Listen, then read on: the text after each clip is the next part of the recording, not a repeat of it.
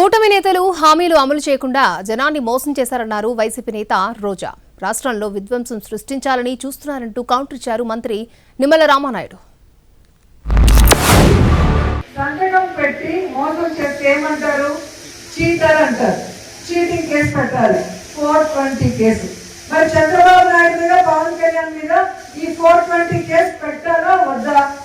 ఖచ్చితంగా పెట్టాలి కదా. ఎందుకంటే ఈ రాష్ట్రంలో మహిళల్ని మోసం చేశారు, రైతుల్ని మోసం చేశారు, నిరుద్యోగుల్ని మోసం చేశారు, ఆఖరికి చదువుకుంటున్న చిన్న పిల్లల్ని కూడా ఎలా మోసం చేశారో మీరందరూ కళ్ళారా చూశారు. 2024లో ఈ ఆంధ్రప్రదేశ్ రాష్ట్ర ప్రజలు నన్ను ఓడించారనేటువంటి కక్ష ఈరోజు ప్రజల మీద, రాష్ట్రం మీద, తెలుగు జాతి మీద కూడా పెట్టి ఈవేళ ఈ రాష్ట్రాన్ని ధ్వంసం చేయాలి, ఈ రాష్ట్ర భవిష్యత్తును విధ్వంసం చేయాలనేటువంటి ఆలోచనతో ఎప్పటికప్పుడు కుట్రలు పన్నుతూ, అలజడులు సృష్టిస్తూ, శాంతి భద్రతలకు వివఘాతం కలిగిస్తూ మళ్ళీ ఈ పరిశ్రమలు, పారిశ్రామికవేత్తలు ఈ ఆంధ్రప్రదేశ్ రాష్ట్రం రావాలి అని అంటే భయపడేటువంటి విధంగా ఈరోజు కూడా అడుగుతున్నారు పారిశ్రామికవేత్తలు. మీ రాష్ట్రంలో పెట్టుబడులు పెట్టాలని అంటే జగన్ మళ్ళీ రాడని గ్యారంటీ మీరు ఇవ్వండి అని అడుగుతేటువంటి